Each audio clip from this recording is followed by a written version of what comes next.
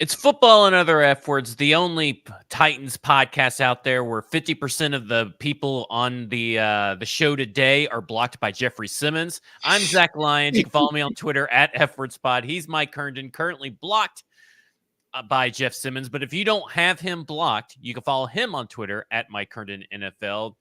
Mike is running for president. If you look at his Twitter feed, it's just filled with controversial political takes. Stick to sports, Mike. I think that's the lesson here. And also, we are not live on Broadway Sports Media's Twitter account for the first time in a long time because apparently Elon has decided that you have to have a premium account to broadcast live on Twitter. So those cheapos over at Broadway Sports Media need to get a premium account. Mike, you have an article out on paulkarski.com. And it is about measuring the Titans up against some of its peers, position by position, right? I haven't got to read it yet, but I think it was position by position. But Go ahead. Working off of the ESPN top 10 lists that have been coming out for each position and stuff like that. Because I think, not to get too far into it, but from a big picture standpoint, I think those lists are useful in being able to objectively compare the talent on one team's roster to the talent on another team's roster. Can you remain objective? Because that seems to be the issue with Big Jeff, is that you are not objective. Or maybe you're too objective, I guess I should say, but he thinks it's subjectivity. So maybe it's really a Big Jeff definition issue, but we'll see. Maybe I'm going to probably get us blocked at this point. I've mentioned it so much. Over at secondinbox.com, I have way too many words written about Jamal Adams. In-depth analysis on the signing itself, talking through the injuries, talking about basically everything that Paul Karski wrote on his article was great. So I got done with my article. It took me about 2 days to finish it up. And then I put out a tweet saying, hey, I've wrote like 3,600 words on Jamal Adams and blah, blah, blah. And then PK puts out his inside information article about Jamal Adams, which we'll talk about various facets of that today. But it confirmed almost everything inside my article. So it was really, really great to see that I was pretty much spot on with my entire article on Jamal Adams over at secondinbox.com. Of course, we are brought to you by Bluegrass Beverages in Hendersonville, Tennessee. Listen, times are tough. It's getting crazy out there. You know what will help put you at ease, let you sleep a little bit better at night? Some freaking alcohol. So go to Bluegrass Beverages in Hendersonville, Tennessee, and drink those blues away at Bluegrass Beverages in Hendersonville, Tennessee. Over 50 years in business. It's pretty crazy. I think it gets coming up on 51 years, but over 50 still works. Mike, we're continuing on. Stoney's not with us today, but we're continuing on with our in-depth position by position look at the Tennessee Titans roster. And we were going to do edge. And then Jamal Adams gets signed, and as I've alluded to a couple of times now, all hell breaks loose on Twitter pretty much because it was not the signing that everybody wanted or expected, and it was Jamal Adams. And it happened last Thursday, and my initial reaction is very confusing. And over that 24-hour period, it became less confusing and more like, it's low risk, medium reward. Like, it started out for me low risk, low reward. And then you got guys like Sam Phelan at A to Z, a couple of people on the radio saying it's low risk, high reward. And really, the truth is always somewhere in the middle. It's low risk, medium reward. And you went on a tweet storm, as the kids say, just bashing Jamal Adams, the person, just going ham on this signing. Your words is... If you were to translate your words into an action, it was you just vomiting all over your room. And that's how much this move disgusted you. So even though it's only like $1 million, you're basically like, they just flushed that $1 million down the drain. People were all up in your mentions. You're supposed to love every move this team makes. Has your stance changed? Did you take some Rolaids, some Tum, maybe some Mylanta, calm your stomach and calm your nerves and say, okay, it's not really the apocalyptic signing that I made it out to be? It's not. It was not an apocalyptic signing, and I want to do this because I do think this will be useful for the podcast listeners. Because Big Jeff did block me over these tweets, and let me say these are.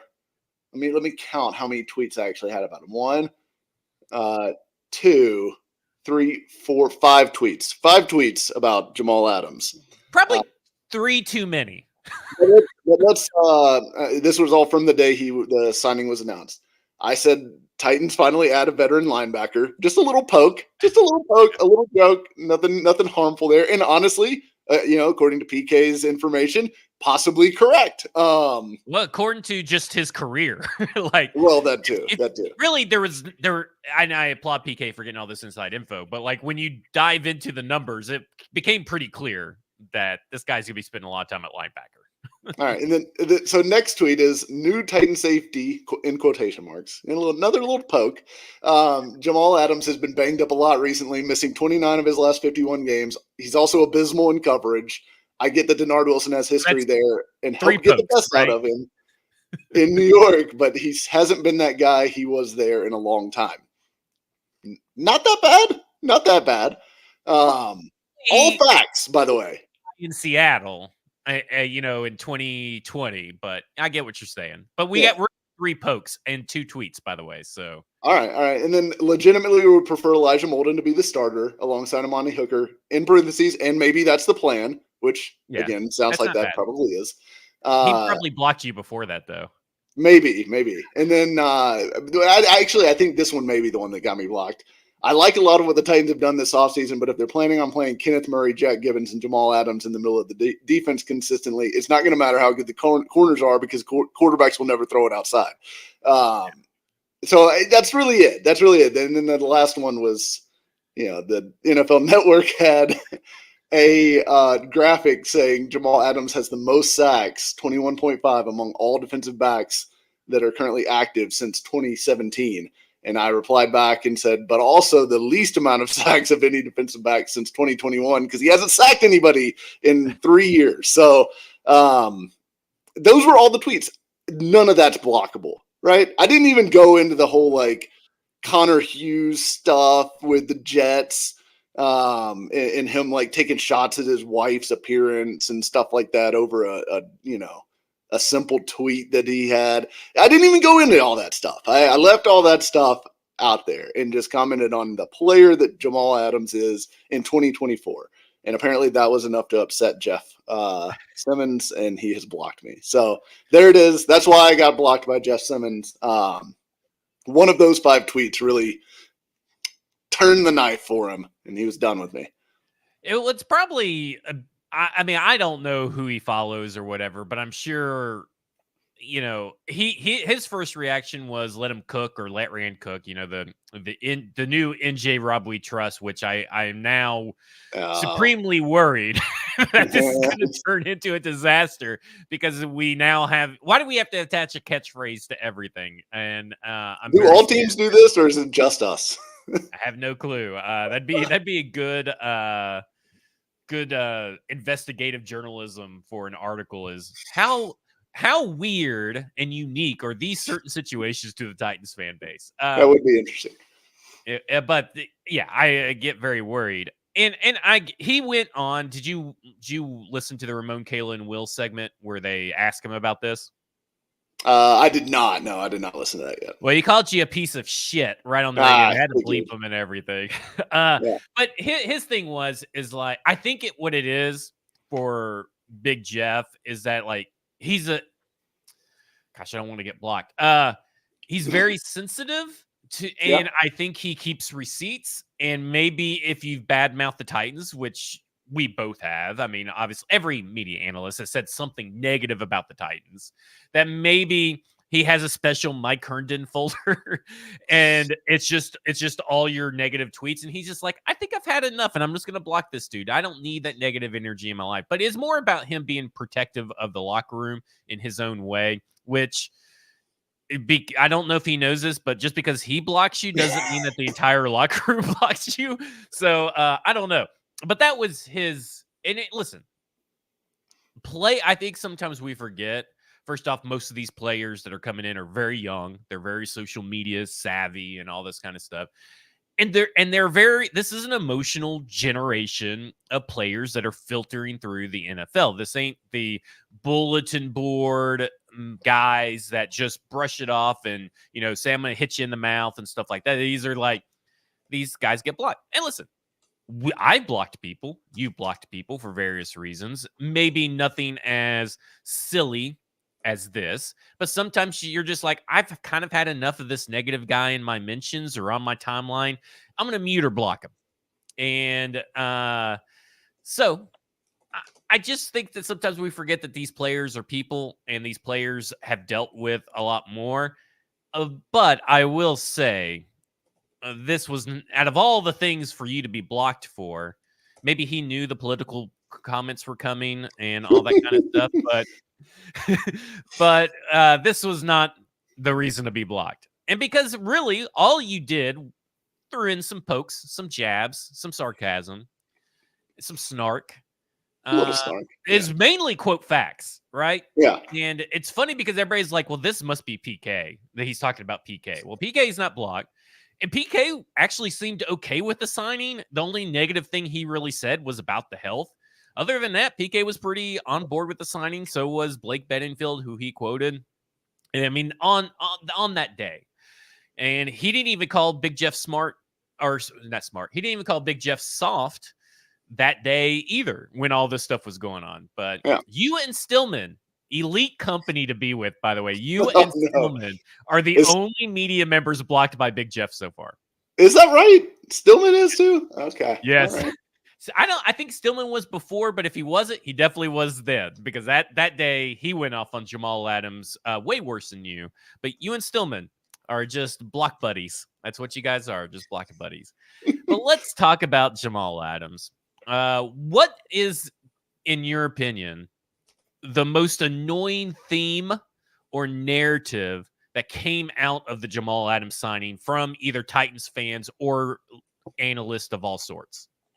I think it's the fact that people wanted to say, well, he's just been hurt lately and he'll just go right back to being 2020 Jamal Adams now that he's not injured anymore. And I'm like, look, the guy has had multiple injuries. But also, are you trying to use a justification for why a 28-year-old is going to play like he did when he was 24? Is part of your evidence that he's been injured a lot? Because that's not helping. Like the cumulative effect of injuries and stuff like that is generally not good as you get older in your career. And look, Jamal Adams is only 28. Like, that's not old by any means, even by NFL standards. But he plays the game in a physical way that I think he takes a lot of damage and obviously doles some out too. But go check Stoney's or go check my timeline, because I retweeted a old clip of Stoney. But Stoney has a clip from the Cincinnati Bengals game where he just rocks Trenton Irwin. I mean, just like fucking lays him out. And Trenton doesn't have the ball. It's a run play. Yeah, but when you play like that, you take additional damage, right? And so, like, I think his body as a 28-year-old is probably a little older than your average 28-year-old, even your average 28-year-old NFL player or your average, 28-year-old safety. I think he's probably taken more wear and tear over the course of his career than most, just because of the way he plays, which is good. I mean, I like guys that play aggressive. I like stylistically, in theory, a Jamal Adams. I just don't. I mean, I think even if he doesn't cost anything, which he doesn't, which kind of tells you something right there. But he doesn't cost anything.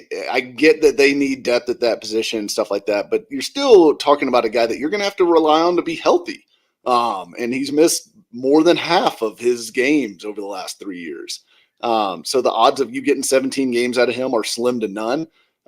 So you just hope you can get, enough out of him in the games that he does play, that whenever he's gone, which he will be, the fact that you didn't go get a different cheap safety doesn't come back to bite you,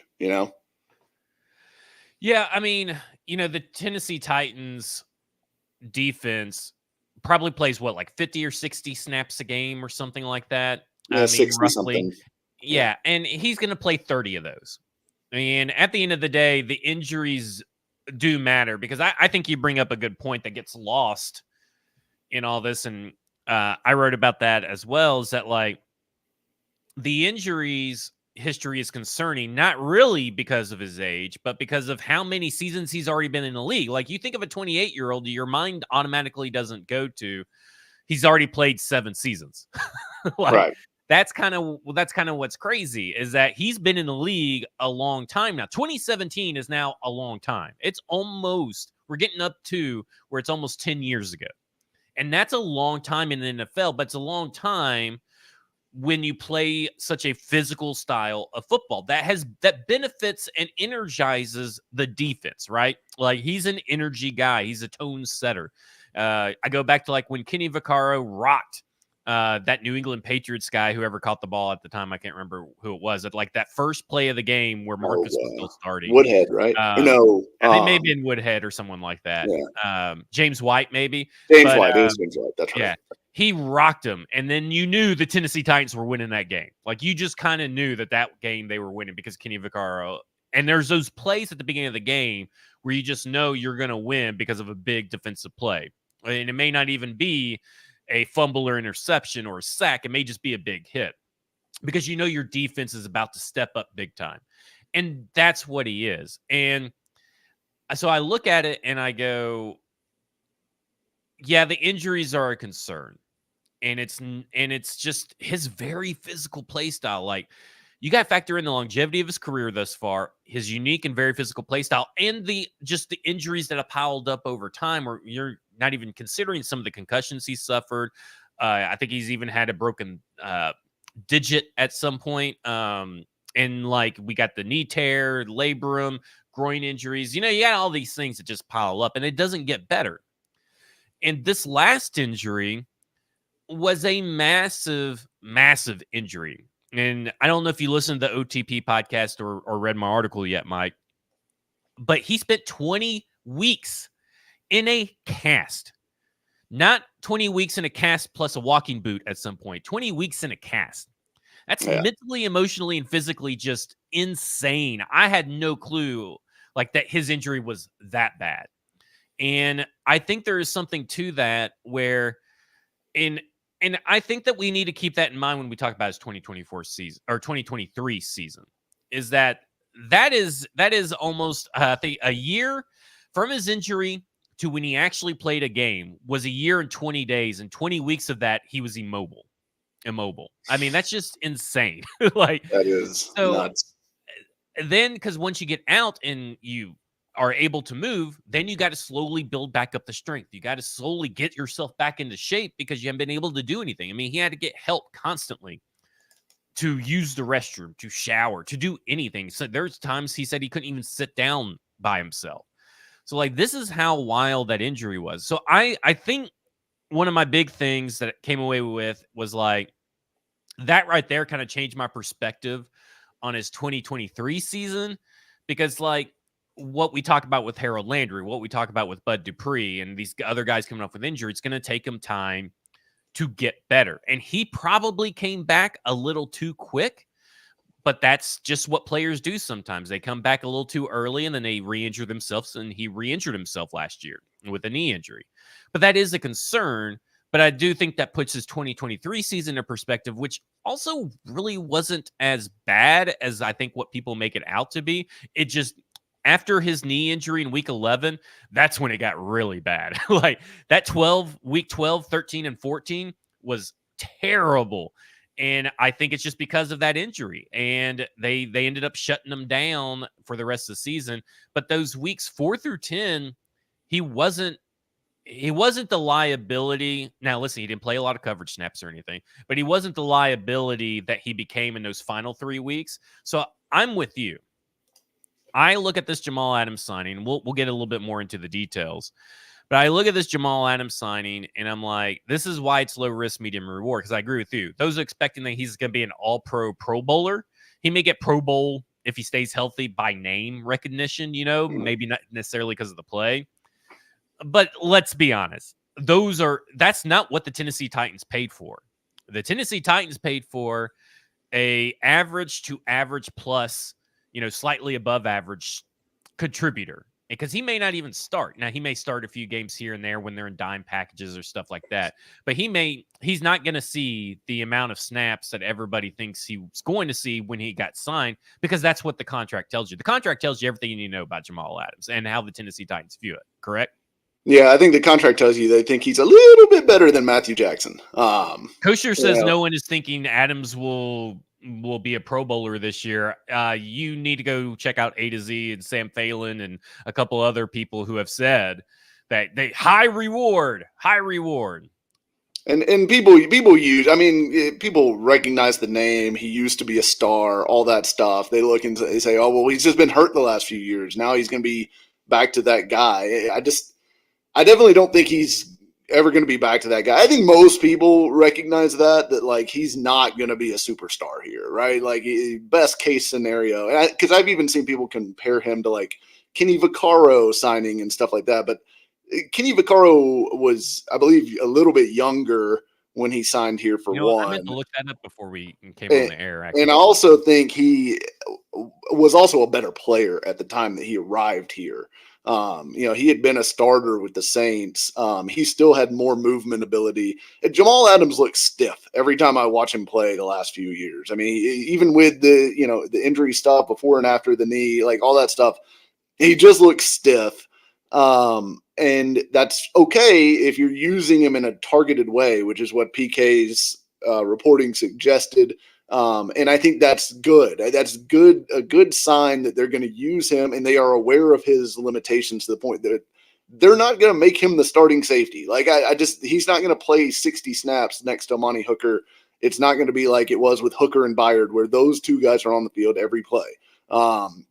It's going to be Adams comes in, like PK said, maybe in a big dime as a dime linebacker. Maybe he comes in and he plays like as a big slot in a nickel look against a tight end heavy formation, like 12 personnel from a team. I'll say this. You don't need to play him in that situation if you're going to be playing against a team that has a good tight end, because a good tight end will cook him. And I think that's kind of what that's why my reaction was so negative. Is I just don't think there's a lot of value for what he does. Like, he's a thumper. He hits hard, all that stuff, like tone setter. I guess like there's some of that, like, sure. It's just such a niche role to fill on this team. Yeah. But listen, they do need someone that can rush the passer or has experience at least rushing the passer, because they don't have a lot of those. But I agree with you. That was what's so perplexing to me, is that he's not good in coverage. He's older. He's coming off a lot of injuries, and he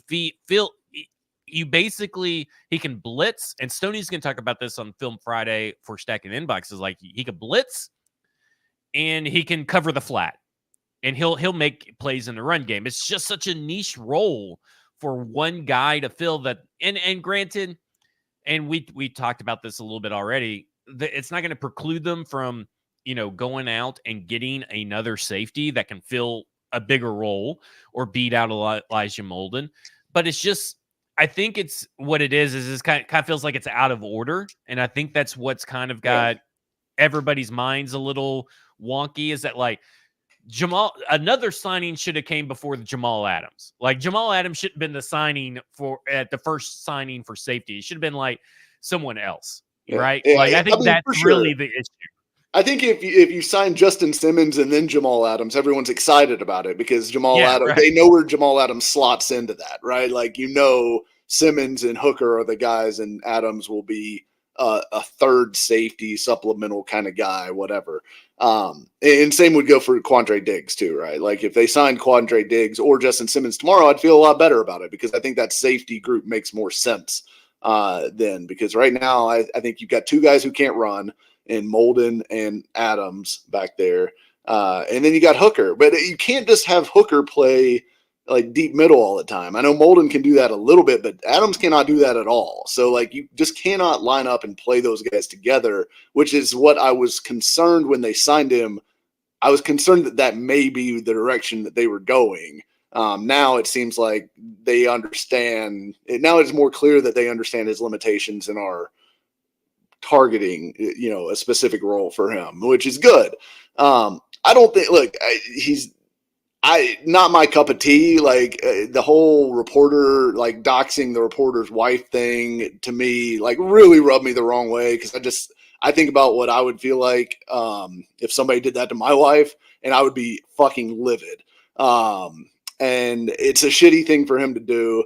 And so, like, not my favorite guy in the league for sure. But objectively as a player, I think he does some stuff maybe, but I just can't tell you what he's really good at right now. Like he hasn't been a good pass rusher in a while. He's like, that's not true though. That's not necessarily true. I mean, he's okay. Okay, he's okay. It's not special. So the third best pass rush win rate out of all the safeties is not good.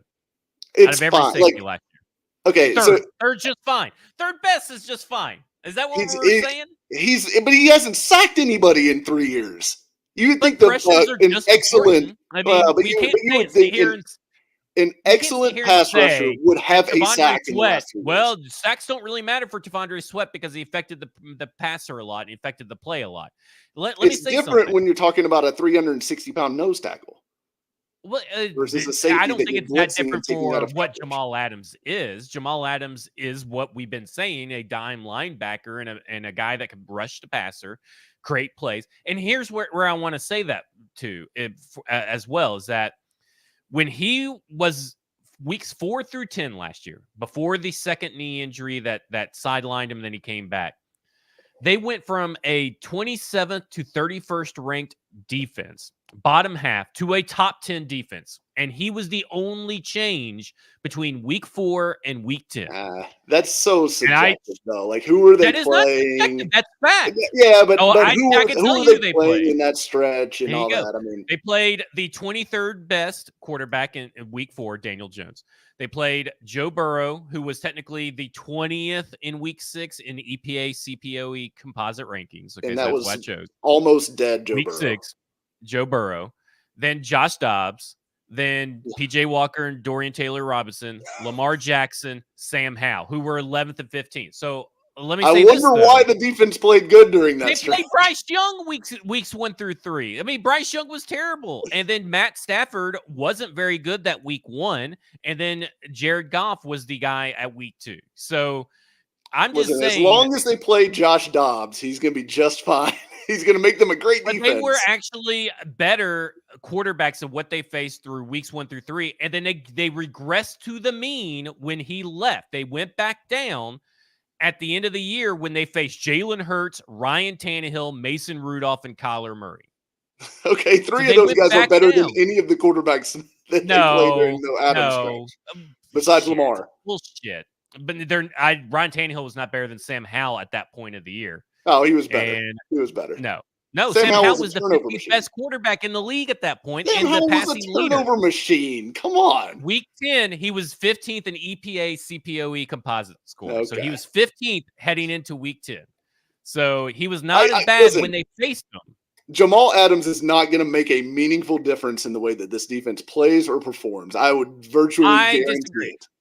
Okay, he's not going to make any difference. He will allow you to attack the quarterback in different exotic ways, which is what Denard Wilson has done, and he will allow other players to fill different roles because he's filling that role like that. So, like, I disagree when it comes down to it that he's not going to have an impact on this team because it's clear that he does. It's been clear his whole career that he has had an impact on those around him. He is a force multiplier. Come really. On. We're going down the Bud Dupree route again here.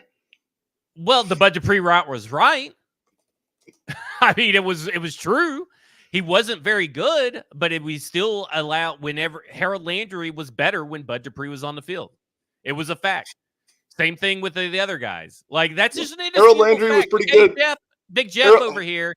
Big Jeff and Big Mike hate facts. Facts do not agree with them. Hey, Harold Landry was also pretty good last year, but you want to dismiss that, so. Yeah, he was a great cleanup artist when the play was pretty much over.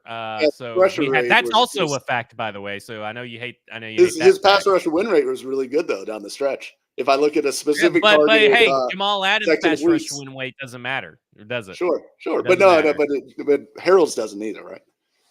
Well, I didn't say it didn't matter. You're the one who's You saying that did. Jamal You said he Adams. sucks. He's just a No, he cleanup does. artist. He is a cleanup artist. Okay, so either way, I do think that there is a place for Jamal Adams. And I do think he brings something to the team that they lack, which is I think they lack just leaders. And I know what you said about Jamal Adams off the field and the attacking of Connor Rogers and all that kind of stuff. That But doesn't he mean he does can't be a bring good leader. That just means he's a shitty person, in my opinion. well, yeah, But yeah. But either way, I do think that he brings leadership, knowledge of the system. He has respect from Denard Wilson, and his arguably his best career arc was with Denard Wilson, but that was several years ago. But I bring that up because at least Denard Wilson knows what he's getting into, and I thought was as kind of an interesting little storyline here that hasn't gotten much exposure is that when you go in and start researching why safeties are being devalued and they're on the market, there's a bunch of articles, but there was one article by I think it was Jonathan Jones that talks about the distinct viewpoint difference between the staff, the coaching staff, and how they view safeties and how executive / front office makers view safeties. The coaches think they need safeties and really good safety players, and you need to go get me some guys. The execs say, well, look at the information, look at the tape, look at this. We can get away with a day 3 guy at safety, and you just need to coach him up. So I think it's interesting that it was brought up by Jamal Adams that Denard Wilson, and it's been said a couple of times, that Denard Wilson basically said, let's go get Jamal Adams. Let's get Jamal Adams in here. I want him on the team. And then Rain Carthon actually went and did it. And again, it was very easy because it was cheap. But I do think there's something to that whole collaboration, lockstep kind of deal that, I mean, that's a good sign that your general manager is listening to your coaches. And I know that sounds pretty like they should, but there's several instances where around the league where they look at AJ Brown and the AJ Brown trade, right? So, that's just kind of where I'm at. Listen, I don't expect much from Jamal Adams, but I do think when he's on the field, he could be an average contributor. And for a team that's lacking depth, especially in certain packages, they desperately need it. And let's be honest here. The Tennessee Titans ran from the dime package last year, 23% of the time of their defensive plays were from dime. That's a third best mark. Seattle was 12th with 12%. So there's a big difference between even just 12th and 3rd, 23 to 12. But, you look at what the Ravens did last year and what Tampa Bay did last year, because what Todd Bowles did matters more than what really probably Baltimore did. Baltimore ran at 1%. Tampa Bay ran it at 5% dime. So there's not going to be a lot of dime packages and a lot of usage given to Jamal Adams, and the contract reflects that. And this is probably the most that anybody's ever talked. And I think someone said it. Yeah, here you go. Nick Fuck says, is Adams the most talked about vet minimum deal in NFL this year? Definitely on this show. Definitely on this show. It's up there. Parting words before we get to the other players on Jamal Adams. Closing thoughts, arguments to the candidate from Texas. I hope he is a less than 50% kind of snap count guy for them. And look, there's a spot for him. Is he better than Matthew Jackson and Mike Brown and all these other made up safeties? Sure. Yeah, I agree. He is probably better than all those guys. Is he better than Cedric Gray and Jack Gibbons and the other linebackers? Because that's also what you got to factor in. Well, and I think linebacker is a weakness, so it'll be interesting to see how much run he gets there. But it is kind of interesting, too, that the Titans are cornering the market on safeties or linebackers who used to be safeties. Because you got Otis Reese, James Williams, and Jamal Adams now, assuming Jamal Adams sees some run at linebacker. That's a lot of safety turned linebackers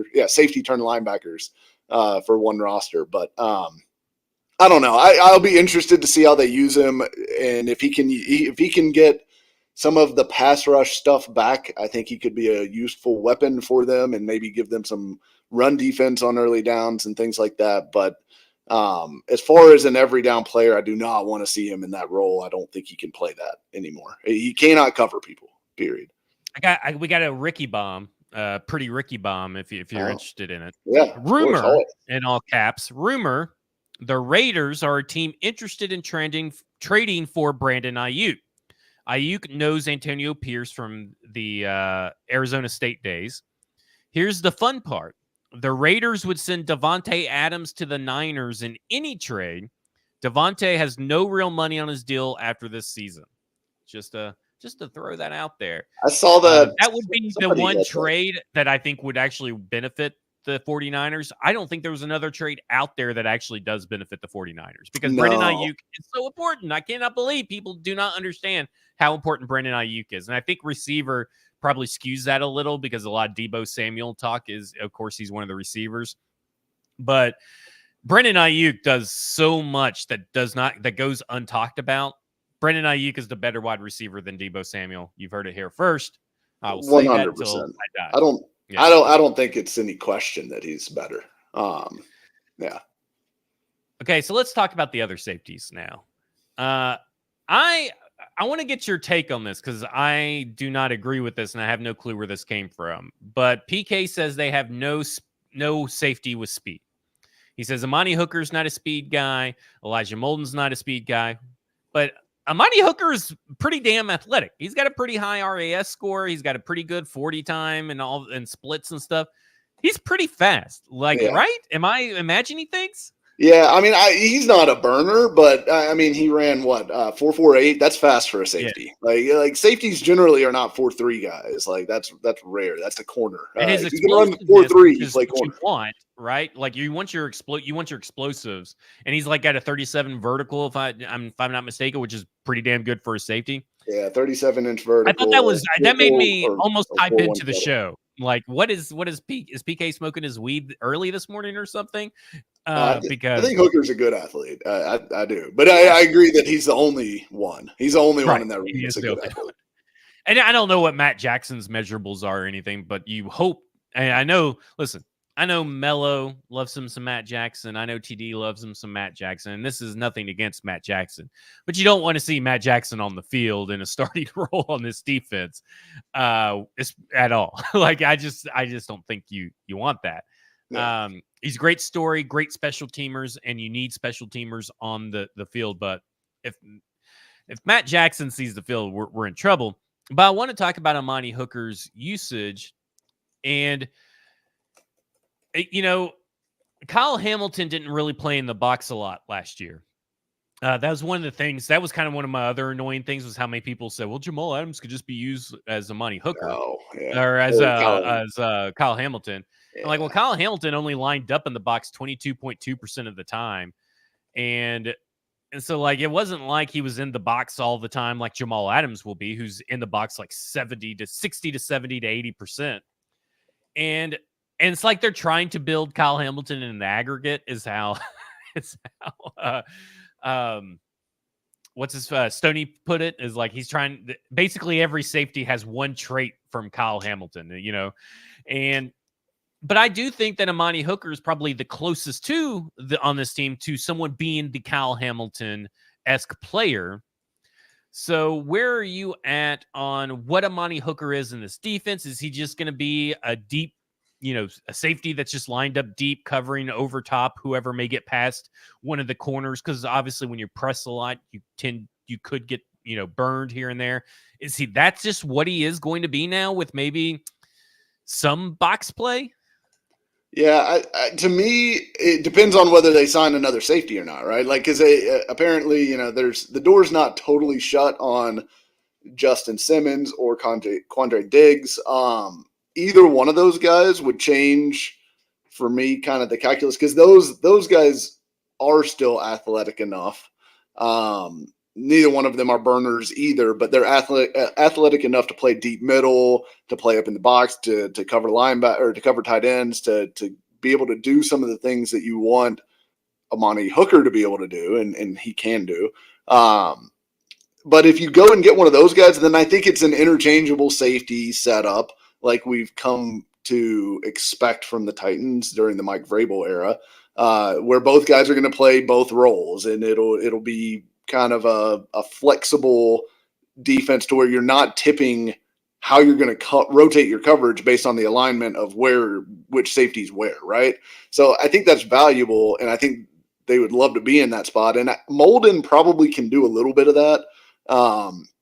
He's maybe you want him to be the 40 on as far as playing deep middle on a 60-40 split between him and Hooker, but he could do enough of it to credibly be able to play him there. So I don't know. I kind of think Hooker likely is kind of still your preferred deep middle guy, but plays a little bit in the box too. I don't think they're ever going to have true free and strong.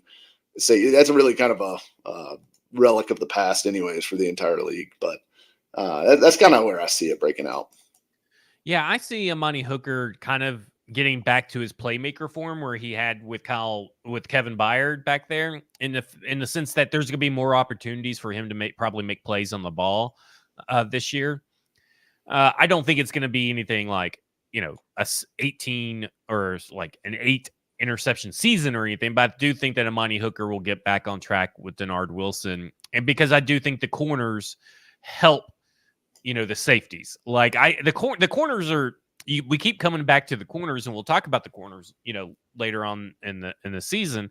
But it's just like the corners are just so good. I just keep coming back saying, well, the D-line rotation kind of sucks, but the depth behind the D-line rotation, the depth at edge kind of sucks. The safeties are kind of hit or miss, and the linebackers kind of hit or miss. But damn, those corners are pretty fucking. That's a fucking elite trio that could really change what we think about what these other guys can do. Like, I feel like it allows. I think what it does, that allows Denard Wilson to scheme up different situations where maybe you don't notice that Jack Gibbons is like 3 steps behind, Colt Kmet, or you don't notice that Jamal Adams is, is getting juked out of his shorts. Like, I think there are certain things that he can do now because those corners allow him everything. And that's why Buck phrased the question today is like, do the Titans need a safety, right? Like, do the Titans need a safety? They don't need to sign another safety. They don't need to. Now, you may want them to, but I still contend that they don't need to.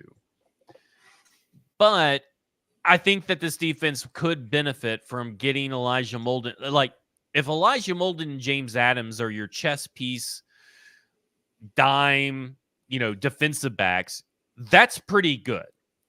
But then when you talk about it, and I still believe that Elijah Molden is an average starter, but whenever you can go from average to above average, you should take the chance to do it. That's just kind of where I'm at. And I don't know if Quandre Diggs technically is above average or better than Molden, but I'm willing to be open to the idea that at least he's better competition for Molden, and let the best man win. Like, that's kind of where I'm at that other safety situation. It's just kind of like, let the best man win. And I like him and what kind of role do you envision for Molden if he's not a speed guy, but you like him as a safety? I mean, I think basically cover the tight ends. He's a good, technically sound guy that we have seen match up on tight ends pretty well and be able to do things. He's also a guy capable of blitzing, but he's able to do things and make up for his lack of athleticism.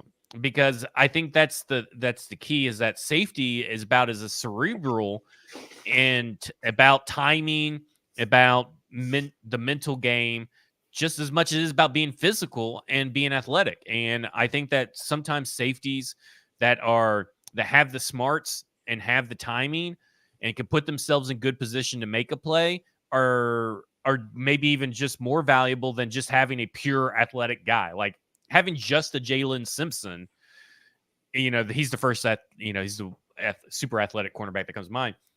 Is Geno Stone and Elijah Molden have similar measurables. They have similar athletic traits and similar measurables. Now, again, I'm not saying that Elijah Molden is going to be Geno Stone, but I'm just showcasing you a name and a role that Elijah Molden can fill, as long as it all clicks between the ears, and there's no reason to ever think that Elijah Molden doesn't have that. It's one of his best attributes. That's just kind of where I'm at on Elijah Molden. Yeah, I think Molden. Well, for one, I think Quandre Diggs is 100% better than Elijah Molden. I don't think it's close. Quandre Diggs has like 15 interceptions in the last 4 years. And has been a really good player, 3-time Pro Bowler. Good safety. Not elite, but very good.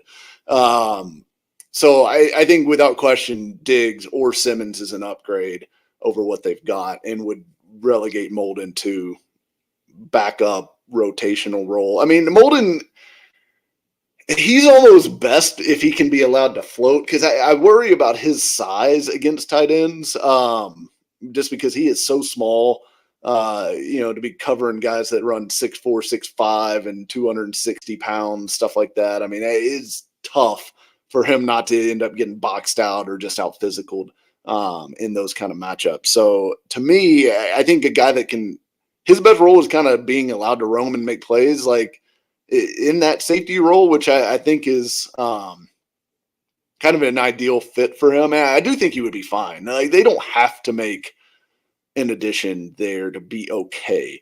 I think to be good, they probably do need to make him an addition, because as much as I like Amani Hooker, he's not elite either. He's good, not elite. He's also injury prone. I mean, you're almost guaranteed to see him miss, at least a 3 or 4 game stretch of the season. So what happens when Amani Hooker's down, and then you've got Elijah Molden and Jamal Adams and the Matthew Jacksons and whatever of the world. I mean, that to PK's point, that becomes an extraordinarily slow group of safeties. And that's a problem, right? So like, you can't have that whole position group hanging by one Amani Hooker hamstring. So I don't know. I think if they start the season with this group, it's okay. It's not a strength by any means, but could they get by with this group of corners and everything else in a better scheme, hopefully from Denard Wilson? Sure, I think you could. But do I want to find out what happens if that depth gets tested at all? No, I don't. And would I feel really great about it? Definitely not. And that's kind of where I come down on a lot of these spots on defense. Elijah Molden was better than Quandre Diggs last year. Just want to throw that out there, but that's okay. I understand what you're saying. You want to use. I mean, the bulk of you their throw career. away Jamal Adams' past, and you're using. Quandre Diggs is 1 year removed from being a Pro Bowl safety. Jamal Adams is 4 years removed from being a Pro Bowl safety. Just a fun fact, he played 1,155 snaps last year in 2023. In 2022, he played 1,156. I don't know, just random musing in my head. I'm just like, oh, that's almost playing that close to almost the same exact snaps back to back is just kind of wild. And Diggs has also been extremely healthy over the course of his career. Like, he's missed, I think, one game in the past 7 years. I was about to say 4 1,000 snap seasons, the last four in a row. But he is 31. So yeah. I mean, he's reaching that Bayard point where I think he's starting to slow down a little bit. Does he solve your speed problem though? No, he doesn't. He doesn't. Yeah. And neither does Simmons either. I mean, like they don't have. There's not that guy on the market that really is a super athlete at the safety pod. There's good safeties, but none of them are leading with athleticism, I wouldn't say. I don't think it's as clear as day that Diggs would beat Elijah Molden, but I do think that way for Justin Simmons. And I think that's why I think Justin Simmons also thinks that way about Justin Simmons, which is why he's not signed. What would you did the pre-Jamal Adams safety group and the post-Jamal Adams safety group, was there a big change in your grade for the depth of the overall group? Like, are you talking like they probably went from a D- to a D+? Or are you talking like they went from a C- or to a B+? Like, what are your thoughts on that? I think the depth went from F to, I'll say, like, I don't know, D- or D+, maybe. We'll say D+. D+. Still, that's a big jump. I just wondered bad, how big, but it's not failing anymore. Yeah. If they signed Quandre Diggs, where do you go from there? Is that like the second best position room on this defense? Probably, which is it's a low bar. It's a low bar, It's unfortunately. a very low bar. So yeah, I would say Yeah, it becomes the second best position on the defense, and your defensive backs are going to have to carry the whole team if you sign Diggs or Simmons. yeah. Um, at the end of the day, week one, your four safeties on this team are going to be who? I'm gonna say they do end up signing one of these guys. Okay. I'm gonna say it's Justin Simmons, Amani Hooker, Jamal Adams, and Elijah Molden, which would be a great group. I'm shooting I for the will say this. stars. You are shooting for the stars because PK this morning on Robbie and Rexro was like, yeah, I don't think this is gonna happen unless all safeties come out healthy after training camp. Probably Justin Simmons is not signing for less than what he's wanting currently. But I do think that Quandre Diggs, Jamal Adams, they have a history together. I mean, I could see the reason why, and I believe. Let me check something. I believe that Quandre Diggs and 2 seasons with Brian Callahan, Quandre Diggs they crossed paths over Detroit. So yeah. another little connection. The NFL loves its connections and relationships. So I'm going. I'm going bold. You went bold one direction. I'm going bold the other direction. That is Jamal Adams it's Amani Hooker, Elijah Molden, Jamal Adams, and Mike Brown are your four safeties that are on this team. But I would say that Quandre Diggs is probably the most likely scenario. I do think they probably sign and end up with Quandre Diggs. I would be super excited about that. That would be great. Yeah. It would be good. Yeah, I know that he's not better than Elijah Molden, but sometimes it's better to have two average players than one average and one below average player. So there you go. That's where I'm at right there. Anything else you want to talk about from this safety group? Anything else? I mean, we hit Jamal Adams, we talked to Monty Hooker, we talked to Elijah Molden, talked to free agents. Is this the Shaheem Carter breakout year? I've been waiting on it for 2 seasons. The past 2 years. He's such a good preseason player. I just don't understand why he never makes the team. He has had some good preseasons. Yeah, I mean, look, like that. I think the door's wide open for somebody to step up and earn a role. It'll be interesting to see. I don't know. I guess I have a hard time getting real excited about this group as it pertains to the current players on the roster, just because, I mean, I think Amani Hooker is still the guy that I like the best out of this group. And he's obviously, I mean, he is kind of what he is at this point in his career. So you think so? You don't think that it's maybe a little bit schematically, it's just something that wasn't right last year or the last 2 years, along with injuries? Like, I kind of feel, I know there's some people said that Amani Hooker would for sure get cut. There are people that think that Elijah Molden is going to get cut. And even if they sign Quandre Diggs, they're not cutting Elijah Molden. Right now, they don't have to cut your average players that provide good depth. They don't have to cut Daniel Brunskill. They don't have to cut Elijah Molden. I mean, you cut guys like Malik Willis, right? Like, like those guys. You Garrett cut Wallow. Your Garrett Warlow. You can flat out play. Your Luke Giffords. Like you get rid of those guys. You don't get rid of the good quality depth because someone's bound to get injured, and then you would need Elijah Molden. The Titans don't have any good quality depth to begin with. Right. So you can't get rid of the good depth players, not maybe position groups, but you can't get rid of the good depth players because you may need them. Like if you sign Quandre Diggs and cut Elijah Molden, you've just created the same issue you had before signing Quandre Diggs. Yeah, like you're still playing Matthew Jackson. Yeah.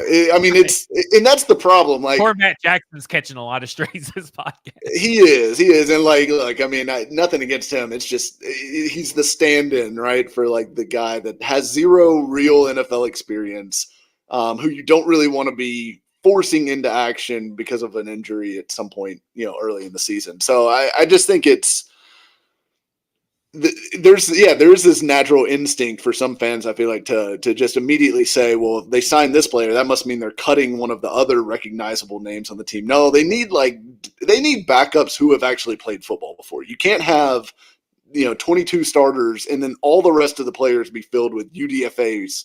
Because that's almost what the Titans have already, with very few exceptions. But that's not a good situation. That's not what you want. You are going to have to play your depth guys, and you don't want it to be a bunch of guys who have never set foot on an NFL field before. So yeah, having good veteran depth is a very good thing, and we shouldn't be so quick to try to throw it away every time someone signs and isn't starting anymore, or whatever. Let's hold on to that depth. You never know when you might need Elijah Molden desperately. Yeah, I agree. Everybody just I don't know why everybody's so quick to cut people and cut good players. I mean, average players. When I say good players, average players.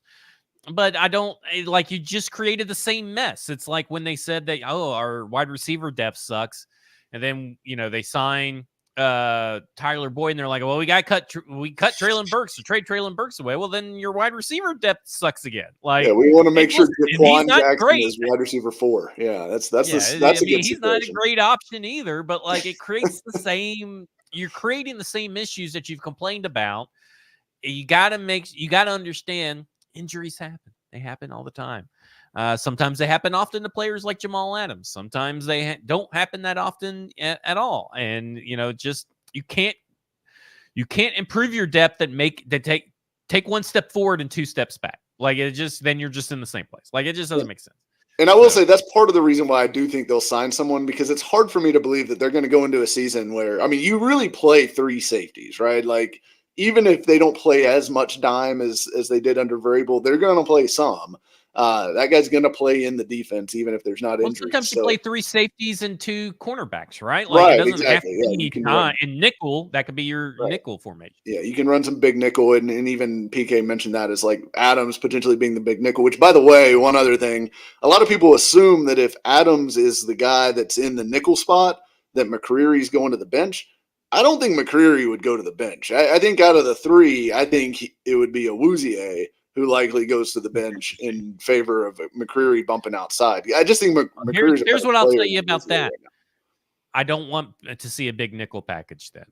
I don't want to either, because I don't want a situation where Jamal Adams is going to be. I think you're put Jamal Adams in the slot against a slot wide receiver, and then putting Roger McCreary on the outside.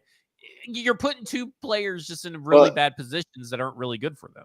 I think the only way that they would run that package would be against 12 personnel, where you were not going to have a slot receiver for Jamal Adams to cover. You'd have a tight end, hopefully a slow-footed tight end with little movement skills. But Jeff Swain still in the league for Jamal Adams to cover. Exactly. Yeah, the Swain would be a great matchup for Jamal Adams. But I think, going back to where I was headed with that, that's part of the reason I think they've got to sign somebody is you've only got 3 safeties on the roster that have played any NFL football, really. And all 3 of those guys, Amani Hooker, Jamal Adams, and Elijah Molden, have basically been made out of paper mache for the last 3 years. All of them have missed multiple games pretty much every year. You cannot go into the season with those 3 being your only safeties. I know you can technically. It just seems like a pretty dangerous plan if you're wanting to contend. And that's not a knock on Roger McCreary, the slot cornerback, but there is a stark difference between Roger McCreary, the outside cornerback, and Roger McCreary, the slot cornerback. I don't think he's that bad outside. I don't think he's that bad. He's not as good as he is in the slot, but I don't think he's that not bad. as good as Cheeto outside. So, that's my issues. You're taking 2. I think McCreary is a better cornerback than Cheetah. Outside corner? Because, I agree with what you're saying, kind of overall. I think he's a better slot corner than Cheeto is an outside corner. I'm willing to go up with you on that. I'm willing to ride that far with you. But then you're going to have to drop me off to he's a better outside corner. Yeah, we'll drop you off. It's okay. I'll continue on into the deep end with my Roger McCreary love. Okay. Stupid, but yeah, not you. On YouTube. He goes, is it unfair to consider a player on a $1.5 million contract to play half the snaps and get a few tackles for losses, a high reward? Yes. I mean, I get what he's saying, but also that to me is just a medium reward. Like, unless you're talking about a lot of, like I find that very average, which is fine. I mean, that's fine to have an average player, but that's just my opinion. Where do Yeah. you stand on that before we sign out? Yeah, I'll say that I just think a few tackles for loss just isn't that valuable. Like it's It's nothing that it's nothing that you specifically get Jamal at. Like, you couldn't find someone else to fill that role to get those few tackle for losses. That's right, that's a very and maybe there's a way that we can maybe talk about this maybe later when we do a like our preseason preview. Maybe talk about what you would consider a high reward, medium reward for Jamal Adams. So we'll do that later. That's a good idea. I'll write that down. That will do it for us. We actually are getting out of here with a little bit under an hour of us bloviating about safety. So look at that. Look at that. He's Mike Herndon. Go read paulkarski.com. Subscribe over there. Read about some more insight and inside information on Jamal Adams and where the Tennessee Titans stand with the safety position. You can also read Mike Herndon's peer comparables. How do you want to call that of the Titans roster? Yeah, basically breaking down where the Titans roster stacks up as far as elite players at their positions compared to other teams around the NFL. It's not good. If you theinbox.com, you can read all about Jamal Adams, all about providing context to prior seasons, context to what he will be, the contract, all that stuff. Stackingtheinbox.com. A lot of information on Jamal Adams. And of course, on Friday for Film Friday on stackingtheinbox.com. He has watched, I think, 4 or 5 games of Jamal Adams in 2023 and has come to the conclusion of how the Tennessee Titans will use him, which he came to that before PK's article as well. I got the receipts to prove it. So pretty much the inside information the information that stackingtheinbox.com was providing used the same information that was given to PK by the Tennessee Titans. So that's a big win for stackingtheinbox.com right there, in my opinion. Very nice. So, Very nice. Make sure you subscribe to watch that. 440 Sports. Go listen to all the podcasts on the 440 Sports Network. We had a really good discussion about the Tennessee Titans last Thursday with the Hot Read podcast boys over at Memo's Kitchen in Mount Juliet. You should go check that place out and eat some food. Best Mexican food in the greater Nashville area, including Nashville. It's fantastic. And listen, I don't get paid to say it, so that's how much you should take my word to the bank on that. But we do get paid to talk about Bluegrass Beverages, but I also shop there all the time. Bluegrass Beverages in Hendersonville, Tennessee. 50 years of business. You don't stay in business for 50 years without being pretty damn good at your job, because you got to pay the bills to keep those lights on. The only way to pay the bills is sell some beer, liquor, and wine and all kinds of good stuff. And they have everything that you could want over at Hendersonville at Bluegrass Beverages. For Mike, I'm Zach, and this has been Football and Other F Words, and you have just been effed.